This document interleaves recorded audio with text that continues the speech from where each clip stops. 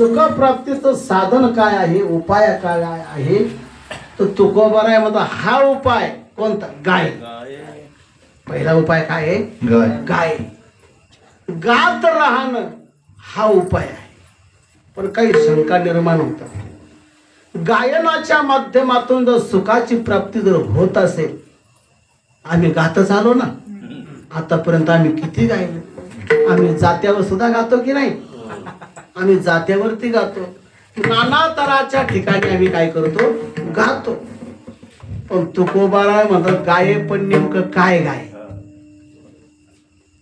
ज्याने विकार जातात ते गाय, ज्याने विकार वाढतात ते कधीच गायचं नाही. ज्याने विकार वाढतात ते कधी गायचं नाही, आणि ज्याने विकार जातात ते गायल्याशिवाय गायचं नाही. पण काय गंमत आहे महाराज, ज्याने विकार जातात ते पाठ होत नाही, आणि ज्याने विकार वाढतात ते पाठ झाल्याशिवाय राहत नाही. हा ही मोठी गंमत आहे. बहुतांशतः त्या भजनी मंडळामध्ये पाहायला मिळतं बरं का पडोळ सर. भजनी मंडळामध्ये पाहायला मिळतं ते जुने, आता नाही ते जुने भजनी मंडळ असायचे ना, तर काय असायचं? भांडेबाण एकच अभंग, 50 वर्षापासून तो एकच अभंग म्हणायचा, तेवढा एकच यायचा, एकच अभंग तीच चाल, आणि 4 चरणाचा अभंग. ज्याने विकार जातात ते पाठ नाही होत. 4 चरणाचा अभंग 50 वर्षापासून तेवढा एकच म्हणतो. पण 3 चरण झालं की ते दुसऱ्याला विचारतो याचं चरण काय? अरे 50 वर्षापासून तेवढा एकच म्हणतो ना. पण लक्षात ठेवा याचं कारण काय? ज्याने विकार जातात ते पाठ होत नाही.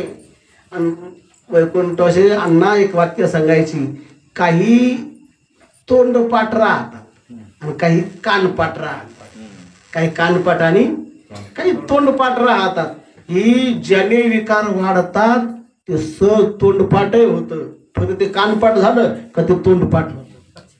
काय महाराज मोठी गंमत आहे. ज्याने विकार जातात ते कधी गायचं नाही. लक्षात ठेवा, ज्याने विकार वाढतात ते कधी गायचं नाही, ज्याने विकार जातात ते गायल्याशिवाय राहायचं नाही. गायचं पण नेमकं काय गायचं? रामकृष्ण गीते गात. गायचं असेल ना रामकृष्ण हरी गा, गायचं असेल ना विठ्ठल विठ्ठल गा, गायचं असेल तर फक्त काय करा? ज्याने विकार जातात ते गा. एक जण म्हणे हरिपाठ कीर्ती हा पवित्रची होय, म्हणजे गायल्याने देहाची पवित्रता होते, वाचा पवित्र होते, मनाचं शुद्धीकरण होतं, चित्ताचा अहंकार जातो, ते भगवान परमात्म्याच्या चरणी लीन होतं. पण ते गायलं पाहिजे. नेमकं बघा, माणसाला माणसं भेटली की नमस्कार म्हणतात, पण राम राम म्हणत नाही. म्हणतात की नाही? म्हणजे नमस्कार म्हणतात पण ते राम राम म्हणत नाही का? अनंत जन्माची आशेल पुण्य सामग्री तरीच जीवागरी नामील श्रीराम. भगवान परमात्म्याचं नाम मुखामध्ये येण्याकरता कशाची गरज आहे? पुण्याची. मग देवाचं नाव मुखामध्ये येण्याकरता पुण्याची गरज आहे. आणि ज्या अर्थी आमच्या मुखामध्ये ते येत नाही त्या अर्थी आमच्याकडे काय आहे? मोठी गंमतच आहे का नाही? आता ही जर ते मुखामध्ये येण्याकरता जर पुण्य पाहिजे, ते आमच्या मुखामध्ये येत नाही, याचा अर्थ पाप आडवं येत. किती मोठा दृष्टांत आहे वाल्या कोड्याचा. सहज नारदासारखे महात्मे भेटले ना त्याला, वाल्या राम राम म्हणत जा. काय म्हणत जा? राम राम म्हण. तो म्हणे काय करू, तुम्ही जे म्हणता ते मला येतच नाही. तुम्ही जे म्हणता ना ते माझ्या मुखामध्ये येतच नाही.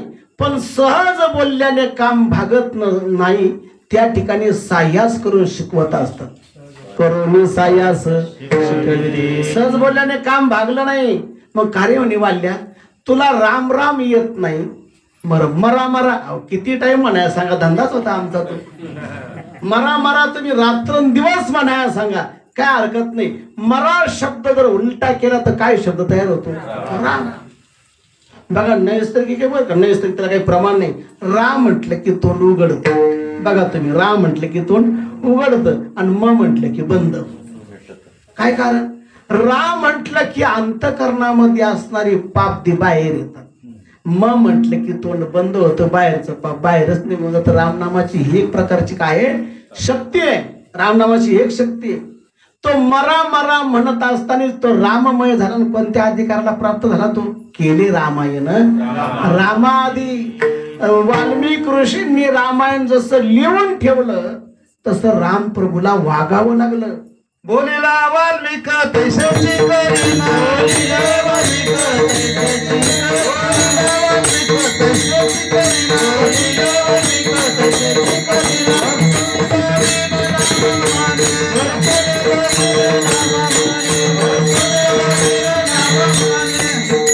बोलिले वाल्मिकी तैसेची करीना, वरतून दाविला म्हणे नामा किंवा नामा म्हणे पाठबळ असू शकतो बरं का, लक्षात ठेवा. हा, जसं त्याने लिहिलं तसं वागावं लागलं. मला माझा विषय मध्ये इथपर्यंत मर्यादित होता. राम नाम सुद्धा मुखामध्ये येण्याकरता पुण्याची गरज आहे. गात राहणं हे एक सुखप्राप्तीचं साधन आहे. दुसरं एक साधन आहे नाचे.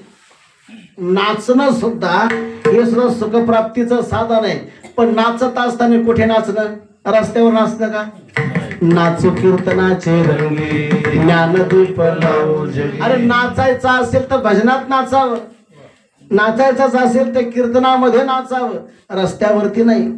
वास्तविक आता इतकी वाईट परिस्थिती निर्माण झालेली, कुलवान घराण्यातल्या स्त्रीने रस्त्यावर जाऊन नाचू नये कधी, लक्षात ठेवा. रस्त्यावरती नाचू नये. आता ते विषयांतर होऊन जातं. पूर्वी असं असायचं, भांडे महाराज नाचण्याकरता विशिष्ट प्रकारच्या स्त्रिया आणल्या जायच्या. ते एक वैभव होतं संपत्तीचं, पाटीलकीचं. ते पूर्वी एक वैभव असायचं. नाचण्याकरता विशिष्ट वर्गातल्या स्त्रिया आणल्या जायच्या नाचण्याकरता. पण स्वयंपाक जर करायचा असेल तर घरच्या बाईने करायचा, घरच्या बाईच्या हातचं खाल्लं जायचं. आणि नाचण्याकरता विशिष्ट प्रकारच्या समाजाच्या स्त्रिया आणल्या जायच्या. आज उलट झालंय सगळं. जेवण करण्याकरता बाहेरून महिला घरी येतात, बाहेरच्या महिला घरी येतात, आणि नाचण्याकरता घरातून महिला बाहेर काढल्या आपण. काय परिस्थिती निर्माण झालेली. ही विनोद म्हणून नाही, लक्षात ठेवा. ही वस्तुस्थिती आहे. आज त्या गोष्टीची गरज आहे. कुलवान घराण्यातल्या स्त्रीने कधीच रस्त्यावर जाऊन नाचू नये. महिलांकरता वास्तविक जेवढे पुरुषांकरता सण नाही इतके महिलांकरता हरतालिका, नागपंचमी, ऋषीपंचमी, पाडवा, कितीतरी सण. हे फक्त कोणाचे सण आहे? मला वाटतं कॅलेंडरमध्ये सर्वात जास्त सण कोणाचे? महिलांचे. आमच्या करता एकच सण आहे. कोणता? आता मला एक सांगा, पोळा हा सण माणसाचा का बैलाचा? कोणाचा सण आहे? काय गंमत महाराज, तो सण आमच्या वाट्याला दिला. आणि तुमच्या करता किती सण आहे? वास्तविक पूर्वी नागपंचमीच्या दिवशी महिला कुमारिका मुली सुद्धा सुंदर सजवून फुलाचे हार वेणीमध्ये माळवून आणि त्यावर वारुळाकडे ते दूध टाकण्याकरता जायचे. किती गोड गोड गीता असायची ती. आता ते मला वाटतं गौरई तर आता कळणारच नाही. आता नाही काय, गौरई गेली, संपली गौरई. आता गौरईचे गाणे गेले, सगळे गेले. काय आनंद असायचा त्यावेळेस. म्हणजे महिला, मला सांगायचा मुद्दा, महिलांकरता अनेक प्रकारचे सण आहेत महिलांकरता. म्हणून कुलवान घराण्यातल्या स्त्रीने रस्त्यावर जाऊन कधीच नाचायचं नाही, लक्षात ठेवा. किती काही प्रसंग असू द्या. हा महिला जमल्या कुठेतरी एखादा सण आहे, बस तिथं तुम्ही आनंद साजरा करा, गीत गा, नाचा. रस्त्यावर कधीच डीजे पुढे जाऊन नाचायचं नाही, लक्षात ठेवा. ती आपली संस्कृती ती नाही. चला, गाये आणि नाचे. वाहे टाळे, वाहे या शब्दार्थ वाजवणं बरं का. वाहे म्हणजे वाजवणं. गात राहणं, नाचत राहणं, हाताने टाळी वाजवत राहणं. साधन कली उत्तम हे. कलियुगामध्ये उत्तम आणि प्रभावी साधन जर कोणतं असेल तर हे साधन आहे. कलियुगा माझी करावे कीर्तन, माझी करावे कीर्तन, माझी करावे कीर्तन, माझी करावे कीर्तन.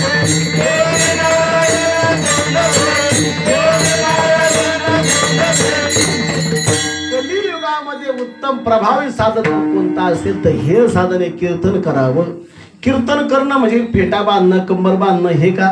नाही कीर्तन करणे म्हणजे नामस्मरण करणे. काळ सारावा चिंतने एकांतवाशी गंगा स्नाने देवाच्या पूजने प्रदक्षिणा तुळशीच्या. वास्तविक या पाटाच्या रूपाने का होईना पण तुमच्याकडून कोण वाहते? गोधा तटे निर्मळे देव देवीची रावळे. संत मानता मेळे दिवस जाय सुखाचा. संत मानता मेळे दिवस जाय सुखाचा. संत मानता मेळे दिवस जाय सुखाचा. संत मानता मेळे दिवस जाय सुखाचा. माता गंगा आपल्या परिसरातून गेली. किती मोठी भाग्याचे लक्षण आहे महाराज, फार मोठे भाग्याचे लक्षण आहे. लक्षात ठेवा. नाही तर वास्तविक हे कलियुग आहे आणि ह्या कलियुगामध्ये कलियुग म्हणजे भांडे महाराज मूर्तिमंत पाप. कलियुग म्हणजे काय आहे? मूर्तिमंत पाप आहे. पाप कलियुगामध्ये कोणाची बुद्धी कधी भ्रष्ट होईल नाही सांगता येणार.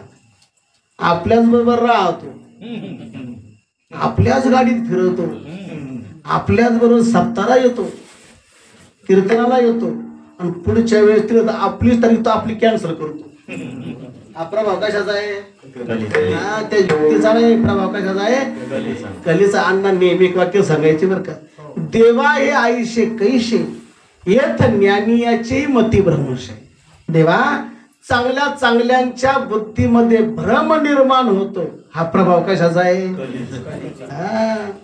या कलियुगामध्ये काय होईल आणि आपल्या बरोबर राहणारा मनुष्य आपला घात करतो.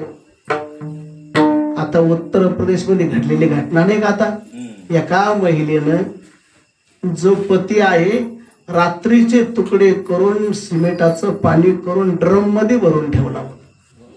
बरोबर राहणाऱ्या सुद्धा घात करतो. म्हणजे बघा हा प्रभाव कशाचा आहे? कली पापाची ही मूर्ती. कली म्हणजे मूर्तिमंत पाप. कलियुगामध्ये कोणाची बुद्धी कधीही भ्रष्ट होऊ शकते, कधीही भ्रष्ट होऊ शकते. आपण सर्व होतो आतापर्यंत चांगला होता ना, आतापर्यंत तो कसा होता? चांगला होता. अरे पण तो कलियुगात आहे ना. आणि कलियुग म्हणजे मूर्तिमंत पाप आहे. कलियुगामध्ये सहज बुद्धी भ्रष्ट होते. माणसं सहज पाप कर्म करतात, सहज पाप कर्म ते करतात. हा प्रभाव कशाचा आहे? त्या कलीचा प्रभाव आहे. ऐका काय घटना घडली. धर्मराजा राजा झाला, पांडवांपैकी धर्मराजा राजा झाला आणि पहिलीच केस त्याच्याकडे इतकी गुंतागुंतीची आली. एक तर नवीन राजा झाला की मग त्याला कळत नाही काय करावं. आणि मग इतकी दोन ब्राह्मणांची केस होती ती. दोन, एक गरीब ब्राह्मण आणि एक श्रीमंत ब्राह्मण. काय झालं, त्या श्रीमंत ब्राह्मणाकडे भरपूर जागा होती आणि त्या गरीब ब्राह्मणाला जागाच नाही घर बांधायला. म्हणून तो श्रीमंत ब्राह्मणाकडे गेला, सांगितलं अहो म्हणे मला घर बांधायला जागा द्या.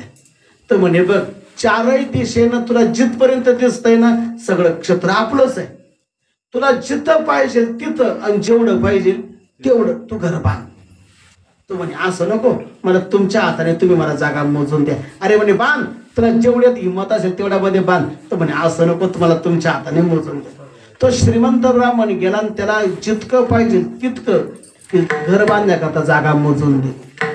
आता परिस्थिती नाजूक असल्यामुळे काय म्हणे भाग्य आज आपलं, सकाळची वेळ आपण यांच्याकडे जागा मागण्याकरता आलो, यांनी आपल्याला लगेच जागा दिली. पण परिस्थिती नाजूक असल्यामुळे घरचे घरीच पाया खाण्याला सुरुवात झाली. दिवसा 12 वाजता सूर्य मध्यानामध्ये आलेला, माथ्यावरती आलेला आणि पाया खांता खांता काय त्याचं भाग्य, सोन्याने मोहराने भरलेला हांडा त्याला सापडला. तो म्हणे काय भाग्य, आज जागा नव्हती जागा मिळाली.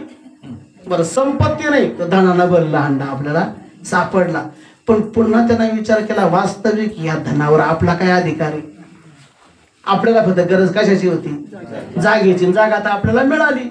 पण ज्याने वास्तविक ह्या धनाचा खरा जो हक्कदार आहे, मालक आहे, तो कोणी, ज्यानं आपल्याला जागा दिली. त्या भर उन्हामध्ये त्यानं तो धनानं भरला हांडा डोक्यावर घेतला, श्रीमंत ब्राह्मणाच्या दारामध्ये गेला, सांगितलं म्हणे तुम्ही जी जागा मला दिली ना त्या जागेमध्ये पाया खांता खांता मला हा हांडा सापडला, हा तुमचा हांडा तुम्हाला. तो म्हणे हे बघ आतापर्यंत जागा माझी होती, मला काही सापडलं का. सकाळीच मी तुला जागा दिली आणि दुपारी तुला आदानानं भरला हांडा सापडला, हा तुझा हांडा तुला, याच्यावर माझा काहीच अधिकार नाही. तो म्हणे नाही मला गरज कशाची आहे, जागा तर मला तुम्ही दिली, हे धन काही झालं तरी धन मी घेणार नाही. तर श्रीमंत ब्राह्मण म्हणते मग तू घेणार नाही ना, तसं मी घेणार नाही. कारण जोपर्यंत जागा माझी होती तोपर्यंत मला काही सापडलं नाही, जागा तुला दिली, तुला सापडलं, हे धन तुझं तुला. दोघांचा झाला संवाद आणि संवादाचं रूपांतर झालं वादामध्ये. नेहमी संवादाचं रूपांतर हे वादामध्ये होत असतं. माणसं बोलतात बोलतात आणि बोलता बोलताच भांडण. हा संवादाचं रूपांतर हे वादामध्ये झालं.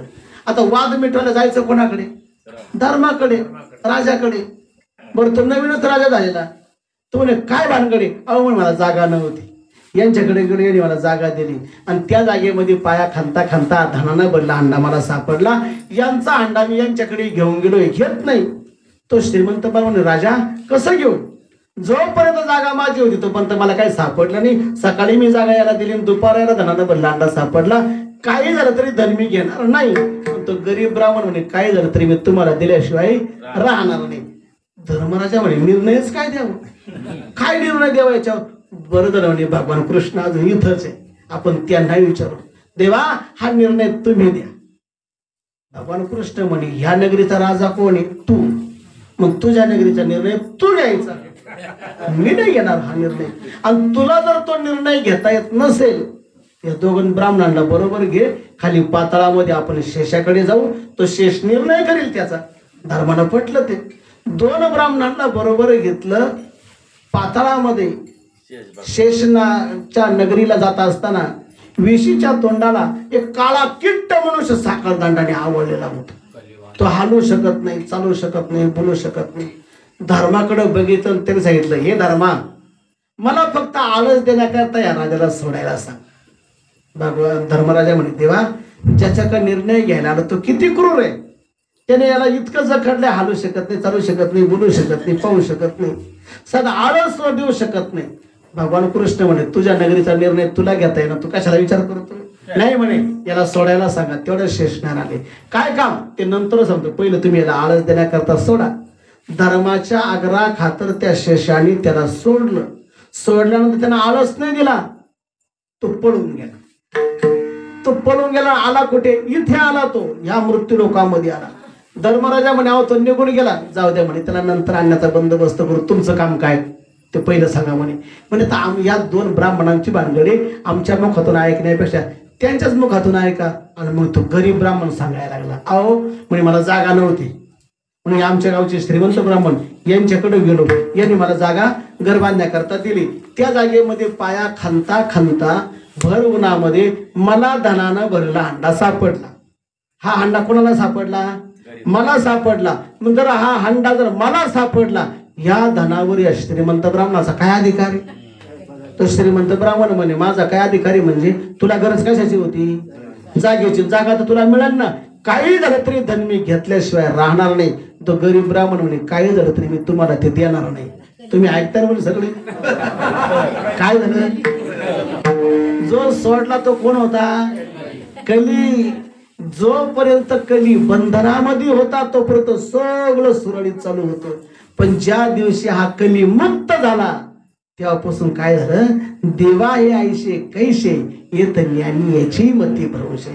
चांगल्या चांगल्यांच्या सुद्धा बुद्धीमध्ये भ्रम निर्माण झाला. धर्मराजा म्हणे जोपर्यंत मी राजा येतो पण त्याला कैद करून ठेवा, मला राज्य करता येणार का. अरे कलियुग म्हणजे मूर्तिमंत पाप आहे. कलियुगामध्ये कोणालाही पाप करण्याची इच्छा होते. द्वापार युगाचा शेवट आणि कलियुगाचा प्रारंभ, द्वापाराचा शेवट आणि कलियुगाचा प्रारंभ, अशा मधल्या कालखंडामध्ये राजा होऊन गेला. राजा परीक्षित राजा होऊन गेला. पण त्या परीक्षितीने या कलीला रासुका खाली अटक केलेली होती. रासुका कळलं का तुम्हाला, रासुका म्हणजे राष्ट्रीय सुरक्षा कायदा. राष्ट्र सुरळीत चालावं असं जर वाटत असेल तर राष्ट्रामध्ये उपद्रव करणारे पहिले बंद केले पाहिजे. त्याला कैद करून ठेवलं होतं. कैद खाण्याजवळ गेला, भांडारपुराकडे गेला राजा परीक्षिती. सेवकाला विचारलं अरे किती संपत्ती आपल्याकडे, भरपूर संपत्ती. बघा म्हणे तुम्ही 6 सुवर्णाचे मुकुट होते तिथं. कोणाचे मुकुट आहे, अरे म्हणे धर्माचा आहे, भीमाचा आहे, अर्जुनाचा आहे, नकुलाचा आहे, सहदेवाचा आहे. अरे सगळ्यात सुंदर दिसतो 6वा मुकुट कोणाचा आहे? म्हणे तो जरासंधाचा आहे. कोणाचा आहे तो? वास्तविक हा राजा नाही का? हा राजा आहे, पण त्याला स्वतःचा सुवर्णाचा मुकुट कमी वाटला आणि जरासंधाचा मुकुट भारी वाटला. हे एक दुःखाला हे कारण आहे बरं का, लक्षात ठेवा. दुःखाला हे कारण आहे. तुम्हाला सांगून जातो, दुःख भोगायची गरजच नाही आपल्याला. आज आहे त्याचा आनंद नाही. माणसाने वास्तविक आपल्याकडे जे आहे ना त्याचा आपण काय घेतला पाहिजे? आनंद घेत. जे आहे त्याचा आनंद घेत चला, जे नाही त्याची खंत नका करू. वास्तविक 25-30 वर्षापूर्वी अशी कोणी कल्पना तरी केली असेल का आपल्याकडे हा मोबाईल नावाची वस्तू आपल्याकडे येईल म्हणून? म्हणजे 25-30 वर्षापूर्वी मोबाईल आपल्याकडे येणारी ही कल्पना सुद्धा कोणी केली नव्हती. पण आज प्रत्येकाला बोलता येतं की नाही त्याच्यावरती? म्हणजे जी वस्तू नाही ती भविष्यात आपल्याकडे येऊ शकते, आपण ती वापरू शकतो. लक्षात ठेवा, आपण ती वापरू शकतो, आपल्याकडे येऊ शकते. पण आज गंमत काय झाली? हाय त्याचा आनंद नाही, नको त्याची खंत करतात. हे माझ्याकडे नाही, हे माझ्याकडे नाही. अरे येईल ना भविष्यात ते तुझ्याकडे. आज हाय त्याचा आनंद घेत चला. वास्तविक त्याच्याकडे सुवर्णाचा मुकुट असताना त्याला स्वतःचा कमी वाटला आणि जरासंधाचा भारी वाटला. स्वतःचा काढून ठेवला आणि जरासंधाचा डोक्यामध्ये घातला. काही गरज होती का? डोके पुढलाचे ओझे आपल्या माथा घेजे. कारण नसताना दुसऱ्याचं ओझं आपण आपल्या डोक्यावर घेतलं का फजिती झाल्याशिवाय राहत नाही. नाही त्याची घेता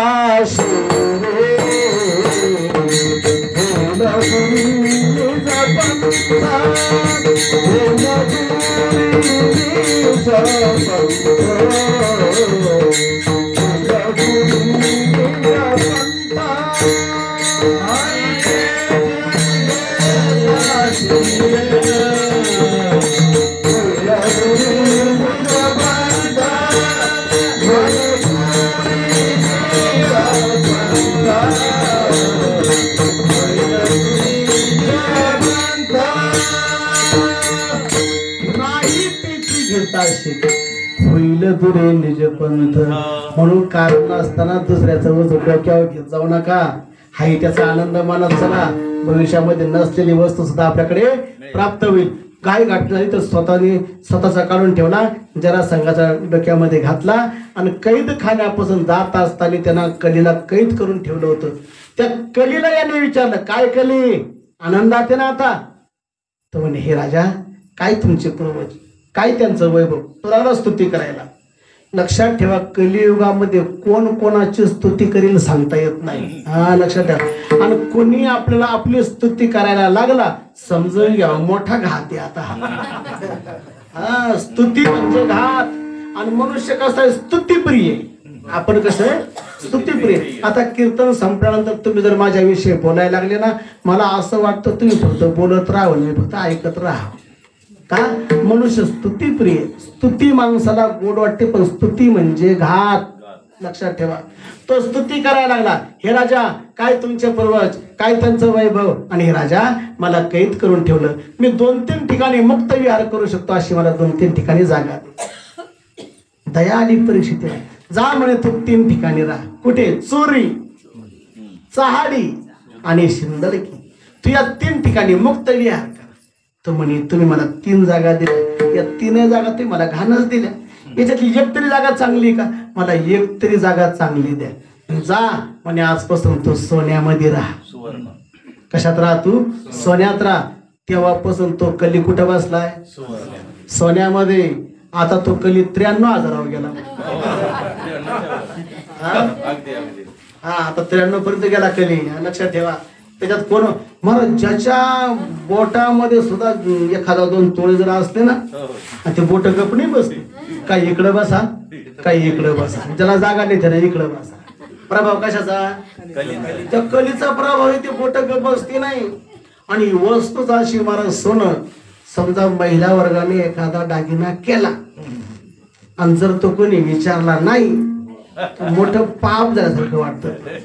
आणि जर का तेवढ्यात कोणी विचारलं, हा कधी केला, बस तो का म्हणे जन्म आल्याचे. हा मग ते मात्र म्हणजे विचारलं की काय होतं, जरा तो मला ती देवानेच ती चित्तामध्ये तसं दडून ठेवले. चला असो गंमत घरी जा म्हणे तू सोन्यात राहा. तो तिथून उठला आणि याच्या मुकुटात शिरला. डोक्यावर असणारा सुवर्णाचा मुकुट आणि मुकुटात शिरलेला कली. तो तिथून चाव्या फिरवतो. हे राजा परीक्षिती काय करतो राज्यामध्ये? चला आता आपण शिकारीला जाऊ. निघाला राजा शिकारीला. आता राजा शिकारीला म्हणजे रोज हजारो सेवक बरोबर असायचे. आज राजा एकटाच आहे. दुपार झाली, थकला, शिनला, तहानही लागली, भूकही लागली. मला कोणी पाणी देईल का? मला कोणी पाणी देईल का? आता वनात कोण पाणी देणार आहे? पण दूर अंतरावरती पर्णकुटी दिसली. एक आश्रम दिसला आणि तो आश्रम होता शमीक नावाच्या ऋषींचा. शमीक नावाचे ऋषी होते. ते ध्यान लावून बसलेले होते. राजा परीक्षित तिथं जातात. सांगत महाराज मला तहान लागली, मला पाणी द्या. मला तहान लागली, मला पाणी द्या. आता ती समाधी अवस्थेमध्ये कुठून पाणी देतील? पण डोक्यावर असताना सुवर्णाचा मुकुट आणि मुकुटात बसलेला कली. तो म्हणतो हे राजा कोण हा साधू? हे आपल्या का आले का आपल्याला उपदेश करतात? अतिथीला अन्नदान केलं पाहिजे, अतिथीला द्रव्यदान दिलं पाहिजे, अतिथीला पाणी दिलं पाहिजे, अतिथीचं पूजन केलं पाहिजे. आणि आज तुला तहान लागलेला असताना हा तुला पाणी देत नाही, याची विटंबना केली पाहिजे. काय विटंबना केली? आजूबाजूला बघितलं आणि मेलेलं सर्प त्याला दिसलं. तो सर्प घेतला आणि गळ्यामध्ये घालून दिला. तिथं लहान लहान मुलं खेळत होती. राजा परीक्षित निघून गेला. त्या शमीक ऋषींचे पुत्र होते शृंग ऋषी. शृंगी नाही बर का? एक रामायणामध्ये एक शृंगी आलेले. मला वाटतं त्यांचे नाव शृंगी नाही, त्याला ऋषशृंगी, ऋषशृंग ऋषी रामायणामध्ये आहे. पण ते ऋषशृंग मला वाटतं विभंडकाचे पुत्र येते. विभंडकाचे पुत्र तेच ऋषशृंगाला शांता नावाची मुलगी दिलेली होती. शांता नावाची मुलगी दिली होती राजा दशरथाने. त्याच्या मित्राची कन्या शांता नावाची मुलगी दिली होती. आणि तेच जोडपं पुत्र कामेष्टी नावाच्या यज्ञामध्ये बसलेलं होतं. मोठी कथा आहे जरा ती असो. पण ते हे फक्त शृंग ऋषी. त्या मुलाने जाऊन सांगितलं तुमच्या वडिलांची विटंबना केली. पळत येऊन पाहता त्या वडिलांच्या गळ्यामध्ये मेलेला सर्प दिसला. तो बाजूला केला.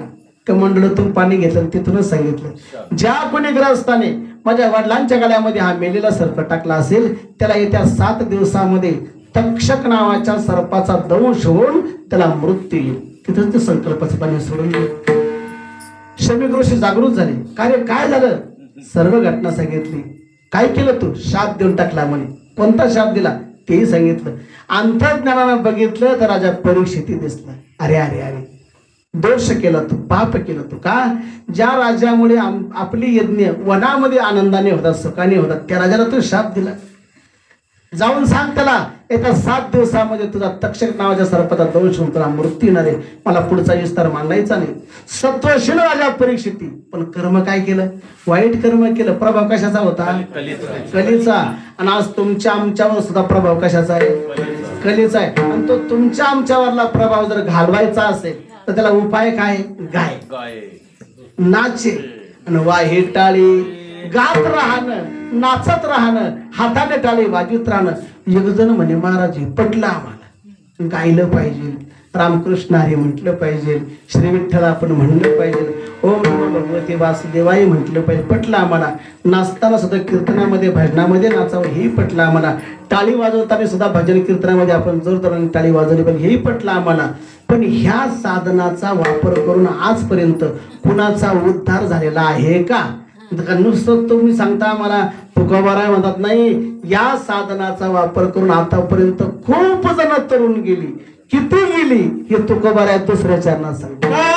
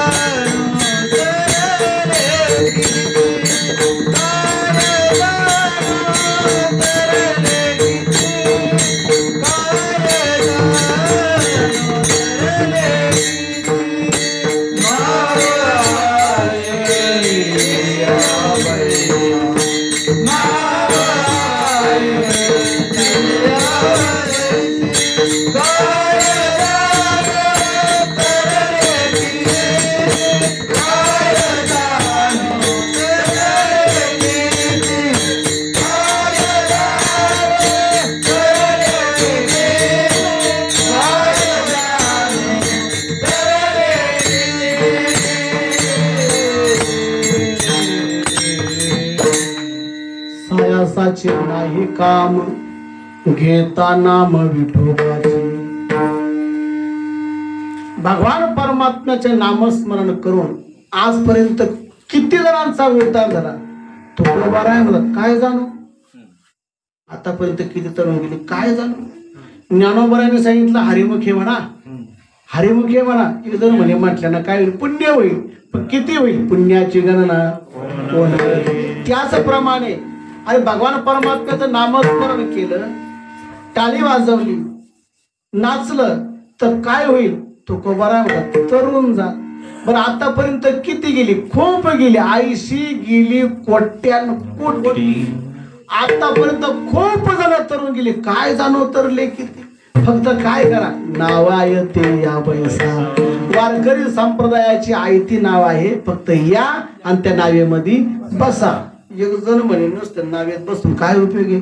आज बघा आज नवीन दिवस बोला का नवीन संप्रदाय तयार होतो. नवीन संप्रदाय का नाव पडतो. लक्षात ठेवा संप्रदाय हा वेद बोधित असला पाहिजे, त्याला वेदाची मान्यता असली पाहिजे, त्याच्यामध्ये उद्धारक असे संत असले पाहिजे, उद्धारक असे ग्रंथ असले पाहिजे, तारक असा मंत्र असला पाहिजे आणि तो अनादी पाहिजे. आदिनाथ उमा बीज प्रगटली मच्छिंद्रा लागले सहज स्थिती. त्याची प्रेम मुद्रा गोरक्षात दिली पूर्ण कृपा केली. गहिनाथ गहिनी प्रसादी निवृत्ती दातार ज्ञानदेवा सारथ. काय विशेष आहे महाराज. पूर्वीची परंपरा होती एक गुरु एक शिष्य परंपरा होती बरं का. आपल्याकडे परंपरा कशी होती, एक गुरु एक शिष्य परंपरा आहे. ज्ञानोबरायांनी ती सर्व मोडीत काढली. वास्तविक आपला संप्रदाय हा जो संप्रदाय हा नाथ संप्रदायच आहे. मला वाटतं ज्ञानोबरायांच्या ज्ञानेश्वरी ग्रंथामध्ये 18व्या अध्यायात आलेली उभी शक्तीच्या कर्ण कुहरी. ही उभी त्याचा पूर्वार्ध शिरसिंधूच्या परिसरी, शिरसिंधूच्या परिसरी शक्तीच्या कर्ण कुहरी. शिरसिंधू, शिर म्हणजे दूध, समुद्र म्हणजे दुधाच्या समुद्राच्या कडेला.